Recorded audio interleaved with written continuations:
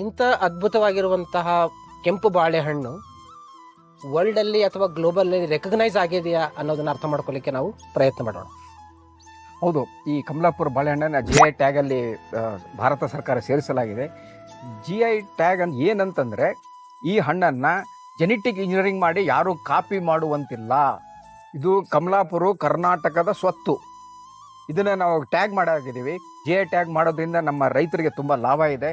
ಇದು ಒಂದು ವಿಶೇಷವಾದ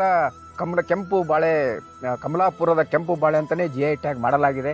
ಯಾಕಂದರೆ ನಮ್ಮ ಜೆನೆಟಿಕ್ ಸೋರ್ಸಸ್ಸನ್ನು ಅದನ್ನು ಸಂರಕ್ಷಣೆ ಮಾಡೋಕ್ಕೆ ಭಾರತ ಸರ್ಕಾರ ಮತ್ತು ರಾಜ್ಯ ಸರ್ಕಾರ ಒಳ್ಳೆಯ ಕ್ರಮ ತೆಗೆದುಕೊಂಡಿದೆ.